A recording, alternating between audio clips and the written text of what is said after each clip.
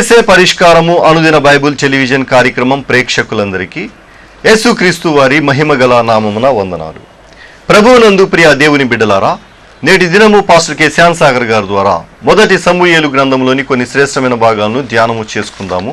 మీరందరూ బైబుల్తోనూ నోట్బుక్తోనూ సిద్ధపడి ఉండండి. ఈ దినపు ఎపిసోడ్కు ఆర్థిక సహకారము అందించిన వారు రామకూరి వేదనాయకం గారి కుమారుడు రామకూరి సునీల్ కుమార్ 10వ వర్ధంతి సందర్భంగా సహోదరులు, మిత్రులు. మీరందరూ సిద్ధపడి ఉంటే పాస్టర్ కె శ్యామ్ సాగర్ గారు ప్రార్థన చేసి ఈ దినపు వాక్య పరిచర్య చేస్తారు.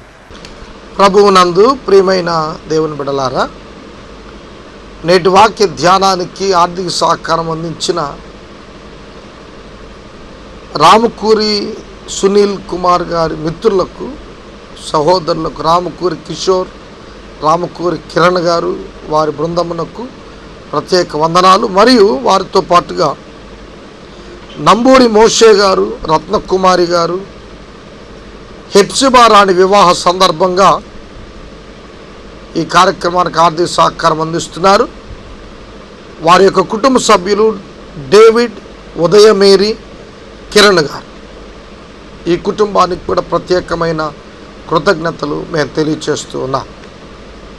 ప్రార్థన చేసుకుందాం. దయచేసి తలలు వంచండి, ప్రార్థనలో ఏకీభవించండి.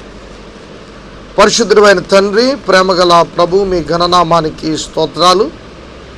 ఈ రాత్రికాల సమయంలో ప్రత్యేకంగా నీ వాక్యమును వినటానికి వచ్చిన మా ప్రియ ప్రేక్షకుల కొరకు మేము ప్రార్థిస్తున్నాం. వారిని దీవించమని వేడుకుంటున్నాం. మీ దాసుడు రామకూరి సునీల్ గారిని మీ సన్నిధికి తీసుకొని 10 సంవత్సరాలు గడిచింది. వేదనాయకం గారి కుటుంబాన్ని మరియు రామకూరి బ్రదర్స్ను, వారి మిత్రులను ఆశీర్వదించని ప్రార్థిస్తున్నాం. ప్రత్యేకంగా ప్రభువా, రేపటి దిన వివాహంలో జతపరచబడుతున్న హెప్సిబా రాణి కొరకు ప్రత్యేకంగా ప్రార్థిస్తున్నాం. నంబూరి మోషే గారిని, రత్నకుమారి గారిని, వారి కుటుంబ సభ్యులను, కాట్లంపూడులను, వారి కుటుంబ రక్త సంబంధికులను దీవించమని ప్రార్థన చేస్తున్నాం. ఈ రాత్రికాల సమయంలో మీ వాక్యము ద్వారా మమ్మల్ని ఆశీర్వదించమని ప్రార్థిస్తున్నాం. ఘనత, మహిమ, ప్రభావములను మీరు పొందమని ప్రభు అయిన యేసయ్య పేరిట అడుగుచున్నాము తండ్రి, ఆమేన్. ప్రభువునందు ప్రియమైన దేవుని బిడ్డలారా, దయచేసి మీ పరిశుద్ధ బైబిల్ గ్రంథాన్ని తెరిచి సమూయేలు మొదటి గ్రంథము 17వ అధ్యాయము మీ ముందు ఉంచుకొనమని నేను మనవి చేస్తున్నా. ఈ 17వ అధ్యాయం ఇప్పటికీ మనం 4 దినాలుగా ధ్యానిస్తూ వచ్చాము. ఇంకా దగ్గర 20 వచనాలు మనం ధ్యానించాలి. దయచేసి చూడండి, 238వ పేజ్, సమూయేలు మొదటి గ్రంథం 17వ అధ్యాయం 38వ వచనము నుండి నేను చదువుతున్నా. గత రాత్రి కాలం సౌలు దావీదు యుద్ధానికి వెళ్ళటానికి అనుమతి ఇవ్వటం వరకు ధ్యానించాం. యుద్ధానికి వెళ్ళాలి అంటే యుద్ధానికి సరిపడా దుస్తులు ధరించాలి. యుద్ధం చేసేవాడు, ప్రత్యేకంగా కత్తి యుద్ధం చేసేవాడు, దానికి తగినటువంటి విధానములో తను శిరస్త్రాణము, మైమరువు, ఒక డాలు, ఒక ఖడ్గం, ఇనప జీను, మంచి బూట్లు ధరించుకోవాలి. అటువంటి స్థితి కొరకు దావీదు సిద్ధపడాలి అనేది సౌలు యొక్క ఉద్దేశం. పిమ్మట సౌలు తన యుద్ధ వస్త్రములను దావీదునకు ధరింపజేసి రాగి శిరస్త్రాణము ఒకటి అతనికి కట్టి యుద్ధ కవచమును తొడిగించెను. ఈ సామాగ్రి దావీదునకు వాడుకలేదు కనుక తాను తొడిగిన వాటిపైన కత్తి కట్టుకొని వెళ్ళగలిగినది లేనిది చూచుకొనిన తర్వాత దావీదు, ఇవి నాకు వాడుకలేదు, వీటితో నేను వెళ్ళలేనని సౌలుతో చెప్పి వాటిని తీసివేసెను. చూడండి, ఇక్కడ మానవ విధానములో దావీదును సౌలు ధరింపజేస్తున్నాడు, సిద్ధపరచ ఇష్టపడ్డాడు. అతనికి రాగి శిరస్త్రాణం పెట్టారు, చాలా చక్కటి యుద్ధ ఆయుధాలతో కూడినటువంటి దుస్తులు ధరింపజేశారు. అవన్నీ ధరింపజేసి తాను కత్తి దానితో తూయగలడో లేదో చెక్ చేసినప్పుడు అది తన వల్ల కాదు అని దావీదు తెలుసుకున్నాడు. కాబట్టి ఇక్కడ మనకు అర్థమయ్యేది ఏమిటంటే దావీదు సహజమైన యుద్ధానికి పనికిరాడు. తను దేవుని చేత యుద్ధాన్ని గెలవాలే తప్ప ప్రొసీజర్ కోడ్లో అతను వెళ్ళేటువంటి అవకాశం లేనివాడు. అబ్బా, ఎంత గొప్ప దేవుడు అండి మన దేవుడు. యుద్ధ అర్హత లేని వ్యక్తి చేత యుద్ధ వీరుణ్ణి మట్టి కనిపించగలిగిన సమర్థుడు దావీదు కాదు దేవుడు. ప్రియమైన దేవుని బిడ్డలారా, ఒక బలహీనునికి తన కృపను పరిపూర్ణంగా ఇచ్చి బలవంతుని చేసి మరి యొక్క బలవంతుని యొక్క శక్తిని లొంగదీయటానికి దేవుడు ఎటువంటి ప్రణాళిక కలిగి ఉన్నాడో ఆలోచించండి. సౌలు యొక్క ఆలోచన అయితే దావీదు ఈ విధంగా యుద్ధం చేయాలని, కానీ దేవుని ఆత్మతను కట్టి నడిపింపలేదు. అతడు తనకు వాడుక లేదని వాటిని తీసివేశాడు. వాడుకపై మనం ఒక ప్రసంగం చేయొచ్చు. ఏమిటి మీకు ఈ రోజున వాడుక? వాడుక అంటే సాధారణంగా ప్రతిదినము అమలులో ఉండేదాన్ని మనం వాడుక అంటాం. ఈ రోజున అనేకమైన వాడుకలు ఉన్నాయి లోకంలో. లోకంపై ఆధారపడి, డబ్బుపై ఆధారపడి, తన స్కిల్పై ఆధారపడి, ప్రొఫెషనల్గా సిద్ధపడి అనేక కార్యాలు ఈ దినాలు చేస్తున్నవారు ఉన్నారు. కానీ వాటికి భిన్నంగా దేవుడు దావీదును సిద్ధపరిచాడు. యుద్ధములో జయించటానికి మానవీయ పద్ధతులే ఫైనల్ కాదు. దేవుని పద్ధతులు, కొన్ని నూతన విధానాలు దేవుడు ఇవ్వగలుగుతాడు. ఈ విషయాన్ని గుర్తించినట్లయితే మనం మన యొక్క జీవితంలో ఎన్నడూ నిరాశ పొందం. యేసే పరిష్కారంలో అనేక పర్యాయాలు మానవీయ పద్ధతుల ప్రకారం ఫైనాన్స్ ఎక్కడ రైజ్ కాలేదు. ఈ 5 సంవత్సరాల్లోనూ మనిషి ఊహించే విధానంలో డబ్బు పంపలేదు దేవుడు. ఈ పరిచర్య కొనసాగటానికి తనదైన శైలిలో, మనము ఊహకు కూడా ఊహించని విధానంలో తన కార్యాలు జరిగిస్తూ ఈ కార్యాన్ని ఆయన సంపూర్తి చేసుకుంటూ పోతున్నాడు, నెరవేర్చుకుంటూ వెళ్తున్నాడు.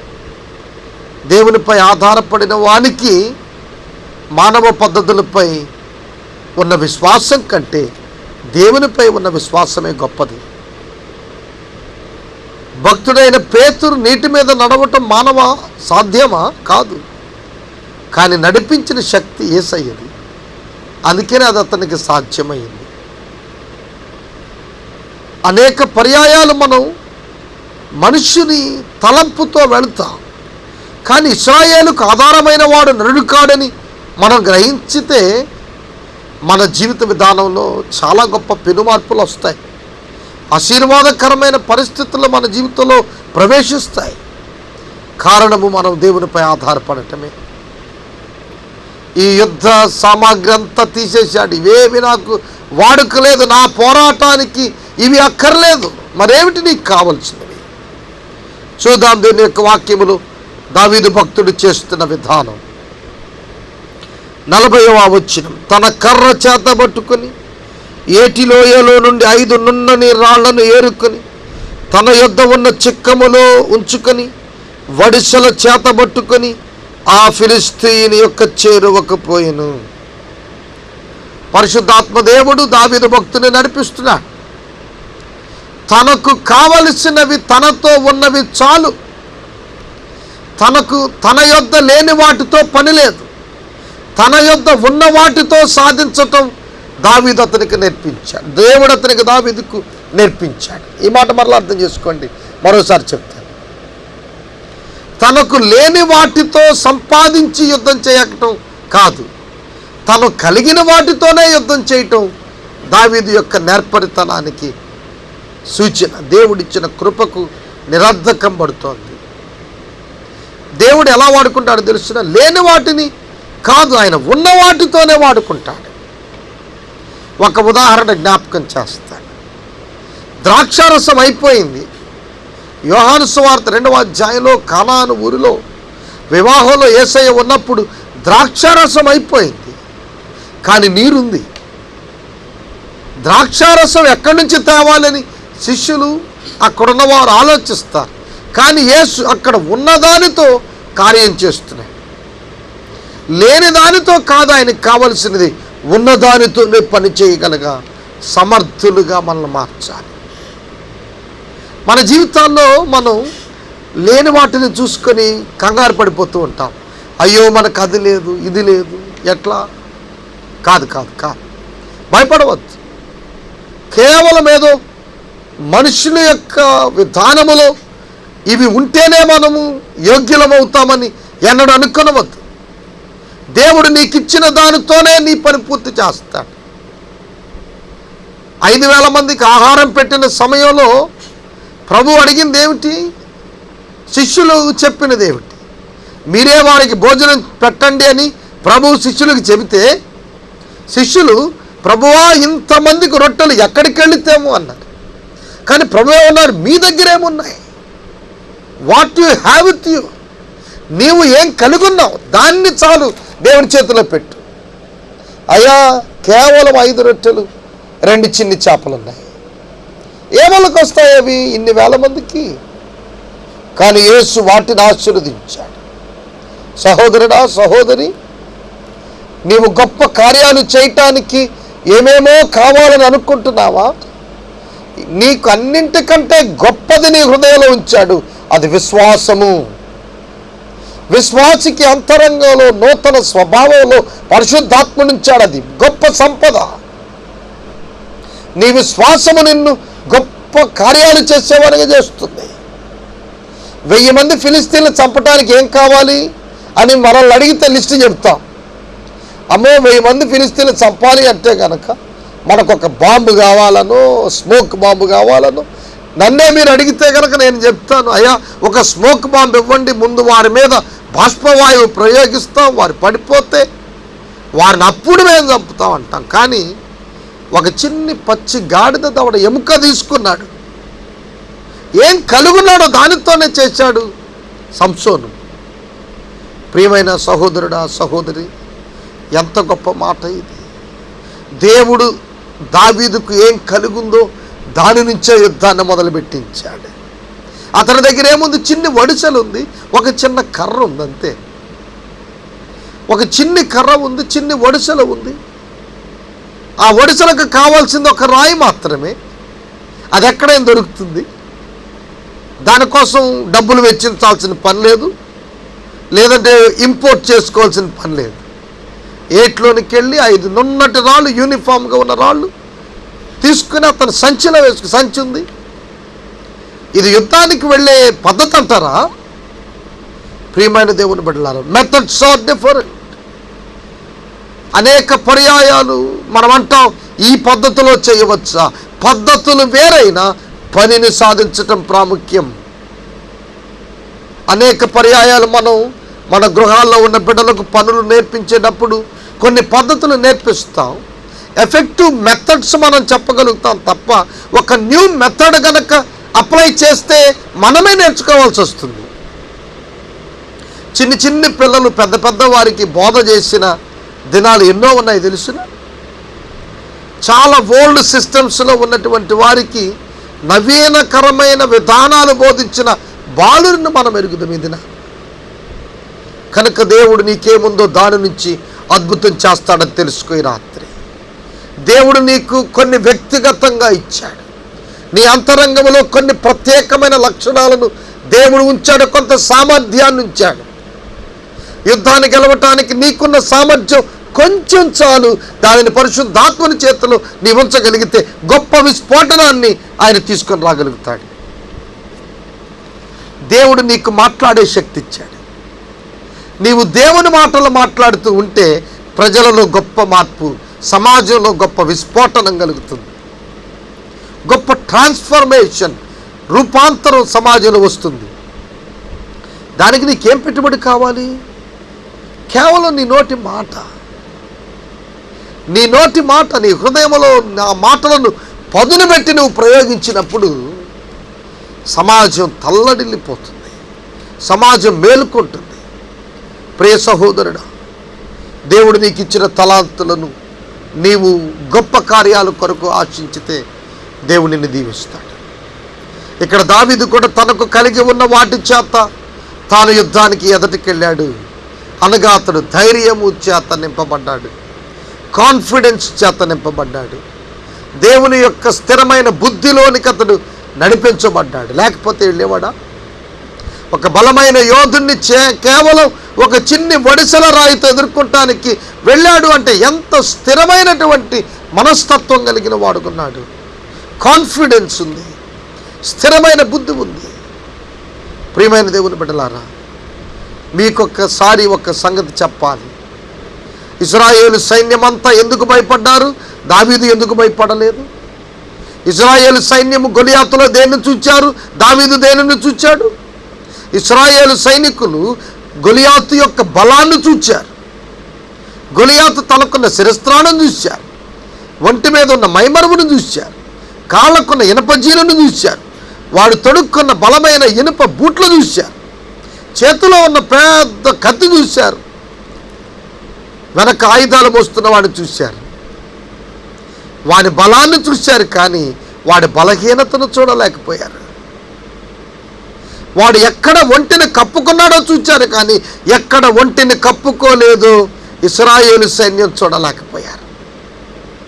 కొన్ని సమయాల్లో మనం కూడా మన ఆందోళనకి ఇదే కారణం. అవగాహన లేమి ఆందోళనకు దారితీస్తుంది. ఏదో ఒక చోట చిన్ని ద్వారం ఉంటుంది తప్పించుకోవటానికి, దాన్ని తెలుసుకోవటం ముఖ్యం. అప్పుడే మనం ధైర్యంగా ఉండగలుగుతాం. దావీదైతే వీటన్నిటిగా చూడలేదు. అతడు కప్పు కొనక విడిచిపెట్టిన నొసట భాగాన్ని మాత్రమే చూచాడు. అతడు కప్పు కొనక విడిచిపెట్టిన, గొలియాతు కప్పు కొనక ఆచ్ఛాదనము లేని నొసటి భాగాన్ని చూచాడు. ఆ నొసటి భాగానికి సంబంధించిన ఒక చిన్ని స్థలం, ఒక రాయి, ఒక చిన్ని గులకరాయి పట్టే స్థలం ఉన్నటువంటి ఖాళీ చూచాడు. ఎలా చూడగలిగాడు? The way you look at the problem is the real problem. నీవు చూచే దానిని బట్టే సమస్యలు ఏర్పడతాయి, నీ దృష్టిని బట్టే పరిష్కారాలు ఏర్పడతాయి. చాలామంది అంటారు నాకు ఉద్యోగం లేదు అని. ఉద్యోగం నీ మీద పడుతుందా వచ్చి?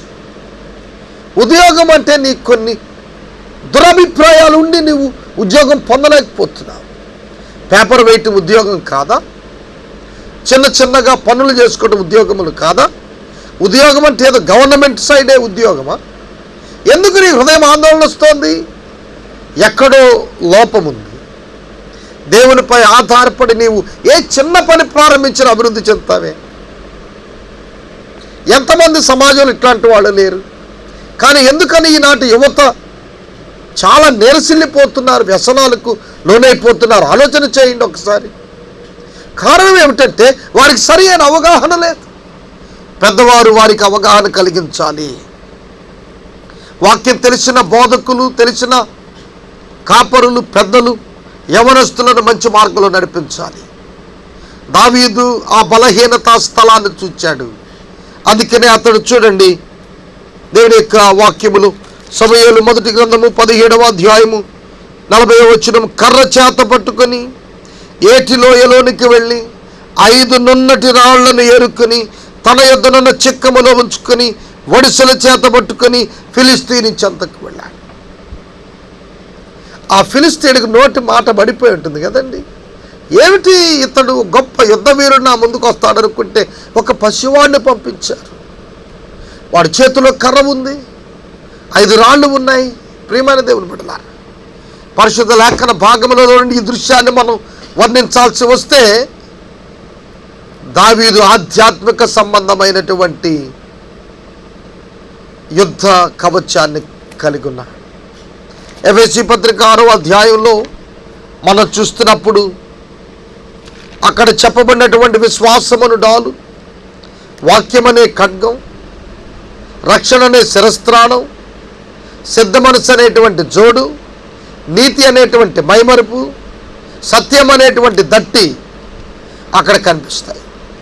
ఇవన్నీ కూడా ఆధ్యాత్మిక పరమైనటువంటి కవచాలు. వీటిని కలిగి ఉన్నాడు దావీదు. దేవుని యొక్క వాక్యం అతని చేతిలో ఖడ్గం ఉంది, అతని అంతరంగంలో విశ్వాసం అనే డాలుంది. అతడు దేవుని ప్రజల కొరకు సిద్ధమనసు అనే జోడుంది. విశ్వాసం వల్ల కలిగిన రక్షణ అనే శిరస్త్రాణం ఉంది దావీదుకి.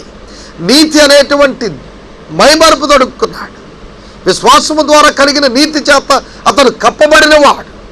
సత్యమును నడుముకు బెల్ట్గా గట్టిగా కలిగిన వాడు దావీదు. అందుకని అతను చిన్న చేతులలో ఉన్న చిన్ని రాయి ఒక గొప్ప ఆయుధంగా ఉపయోగపడింది అతనికి. ప్రియమైన దేవుని బిడ్డలారా, ప్రతి ఒడిసెలకు 2 తాళ్ళు ఉంటాయి. ఒడిసెలలో ఆ చిక్కంలో వేసి తిప్పితే ఒక తాడు వదిలితే రాయి ముందుకు పోతుంది, మరొక తాడు వదిలితే రాయి వెనక్కి పోతుంది.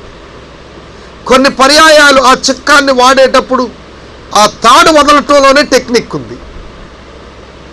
పైన ఉన్న వాటిని వదిలితే వెనక్కి పోతుంది రాయి, కింద ఉన్న దాన్ని వదిలితే చిక్కములో ఉన్న రాయి ముందుకు పోతుంది. కనుక దావీదు ఇక్కడ గొలియాతును చంపేటప్పుడు క్రింద ఉన్నటువంటి దాన్ని విడిచిపెట్టాడు, పైన ఉన్నటువంటి ఒడిసెలు బాగా పట్టుకున్నాడు, రాయి ముందుకు పోయింది, విజయం వచ్చింది. కానీ ఇదే దావీదు ఆధ్యాత్మికంగా మనం ఆలోచన చేస్తే తన ఎదుట ఉన్న చిక్కములు అనగా పైనన్నది దేవుని సన్నిధిని వెతికినంతసేపు అతని యొక్క జీవితం ముందుకు పోయింది దావీదుకి. కానీ క్రింద ఉన్న వాటి వైపు చూచాడు. బెత్షెబా వైపు చూచినప్పుడు అతడు వ్యభిచారంలో పడిపోయాడు, అతని జీవితం వెనక్కిపోయింది. ప్రియమైన దేవుని బిడ్డలారా, సమూయేలు గ్రంథం మొదటి గ్రంథం 17వ అధ్యాయంలో మనం చూస్తున్నప్పుడు గొలియాతు ఎదుట నిలిచినటువంటి దావీదు పిలాతు ఎదుట నిలిచినటువంటి యేసుక్రీస్తు ప్రభువుకు ఛాయగా మనం చూస్తే ఒక గొప్ప యుద్ధానికి వెళుతున్నటువంటి దేవుని కుమారుడు ఆయన చేతిలో కూడా ఒక కర్ర పెట్టబడింది. పంచగాయములు ఆయన పొందబోతున్నాడు. వాటి చేత ఆయన ఆ శిలువ రణరంగంపై ఈ లోక అధిపతి అయిన సాతానునితో యుద్ధం చేయబోతున్నాడు. ఎవరైనా ఊహిస్తారా? ఇంత సాధారణమైనటువంటి దిగజారిపోయిన వ్యక్తుల పరిస్థితిలోనికి వెళ్ళిన యేసుక్రీస్తు ప్రభువారు మరణాన్ని తన మరణం ద్వారా జయిస్తారని ఎన్నడైనా ఎవడైనా ఊహించగలుగుతాడా? ఊహించలేరు. దేవుని కార్యాలు మానవ మనస్సుకు అందవు. మన ఎదుట ఉన్న ఒక చిన్ని బాలుడు భవిష్యత్తులో చాలా ఉన్నతమైన స్థానానికి వెళ్ళి మన దేశానికి, మన కుటుంబాలకు, మన రాష్ట్రాలకు మనకు ప్రయోజనకరమైన వ్యక్తి అవుతాడని ఎన్నడైనా ఊహించగలుగుతామా? ప్రియమైన దేవుని బిడ్డలారా, దావీదును దేవుడు ఎన్నిక చేసుకున్నాడు. కర్ర చేతితో పట్టుకున్నాడు, రాళ్ళు ఏరుకున్నాడు. దైవ జ్ఞానం కలిగిన వాడు, దేవుని చేత నడిపించబడుతున్నాడు, దేవుని ఆత్మ చేత నింపబడిన వాడు, దేవుని అభిషేకము పొందినవాడు, ధైర్యము నొందినవాడుగా అతడు వెళ్ళాడు. 41వ వచనం, డాలు మోయేవాడు తనకు ముందు నడువగా ఆ ఫిలిస్తీయుడు బయలుదేరి దావీదును దగ్గరకు వచ్చి చుట్టూ పారజూచి దావీదును కనుగొని అతడు బాలుడై ఎర్రని వాడై రూపసి అయి ఉండుట చూచి అతనిని తృణీకరించాను. యుద్ధం చేయటానికి కూడా సమబుద్ధి కావాలండి. ఒక గొప్ప యోధుడు ఒక బాలుడిపై యుద్ధానికి రావటానికి అంగీకరిస్తాడా? చూడండి, ఒక అడ్వర్టైజ్మెంట్ మనం చూస్తాం. పెప్సీ అడ్వర్టైజ్మెంట్లో మొఖాలకి బొమ్మ పెట్టుకొని పిల్లలు ఆట ఆడుతుంటారు. సచిన్ టెండూల్కర్ వచ్చి ఒక చిన్న బాబు వేసిన బంతిని చాలా వేగంగా కొడతాడు. ఆ తల మీద ఉన్నటువంటి ఆ బొమ్మ తీస్తే వాళ్ళంతా ఆశ్చర్యపోతారు. సచిన్ టెండూల్కర్ పశువులు కాసుకునే వాళ్ళతో వచ్చి పోటీపడి ఆడతాడా? అతను పాకిస్తాన్ లాంటి, బంగ్లాదేశ్, ఇంగ్లాండ్ లాంటి టీమ్స్తో ఆడితే అతను ప్రజ్ఞ నిలబడుతుంది. అలా ఇతడు కూడా, ఇక్కడ గొలియాతు కూడా తృణీకరించాడు. పసివాడేమిటి, ఎర్రని వాడు, అందమైన వాడు, రూపసి అయిన వాడు, యుద్ధవీరుడు కాదు, ఒక బాలుడేమిటి నా ముందుకు వచ్చాడు, నేను యుద్ధం చేయను, ఇతనితో నాకు కుదరదు, ఇతడు కాదు నాకు ఉజ్జి. ప్రియమైన దేవుని బిడ్డలారా, తృణీకరించబడిన వాడు దావీదు జీవితం చూడండి, తృణీకరించబడిన వాడు. ఆఖరికి గొలియాతు కూడా యుద్ధం చేయడానికి ఒప్పుకోవటం లేదు, ఇతడు చాలని నాకు అంటున్నాడు. ప్రియమైన దేవుని బిడ్డలారా, దేవుడు తృణీకరించబడిన వారితోనే గొప్ప కార్యాలు చేయిస్తాడండి. యేసుక్రీస్తు ప్రభువారు కూడా తృణీకరించబడ్డాడు. యేసయ్య తృణీకరించబడ్డాడు. కానీ యేసు చేసిన అద్భుతమైన కార్యం, ప్రపంచ మానవ జాతికి ప్రాయశ్చిత్తంగా తన ప్రాణాన్నిచ్చి మానవులు తిరిగి పునరుద్ధానం పొందేటువంటి గొప్ప కృపను ఇచ్చాడు ప్రభు. ప్రియా స్నేహితుడా, సహోదరుడా, సహోదరి, గొలియాతు తృణీకరించాడు. గొలియాతు తృణీకరిస్తున్నాడు. ఫిలిస్తీయుడు కర్ర తీసుకొని నా మీదకు వస్తున్నావేమిటి, నేను కుక్కనా అని దావీదుతో చెప్పి తన దేవతల పేరిట దావీదును శపించాడు. ప్రియమైన దేవుని బిడ్డలారా, సమయము పూర్తయింది. నేను ఇక్కడ వాక్యాన్ని నిలుపుదల చేస్తున్నాను. చెప్పాల్సిన విషయాలు చాలా ఉన్నాయి. మీ జీవితంలో మర్చిపోకండి, దేవుని చేత నడిపించబడండి. ఎంత గొప్ప పర్వతమైన జెరుబ్బాబేలు ఎదుట చదును భూమిగా మారుతుందన్నాడు దేవుడు. ఎటువంటి గొప్ప పరిస్థితి అయినా దేవుడిని ఎదుట తల వంచేలా చేస్తాడు. దావీదుకున్నటువంటి ధైర్యం అతని వ్యక్తిగతం కాదు, ఇవ్వబడినది. దేవుని చేత ధైర్యం ఎప్పుడు ఇవ్వబడుతుంది? అపోస్తల కార్యములో భక్తులు అడుగుతారు, మేము ధైర్యముగా సువార్త ప్రకటించినట్లు మా కొరకు ప్రార్థించండి. దావీదు ప్రార్థనా పరుడు, అందుకని ధైర్యవంతుడయ్యాడు.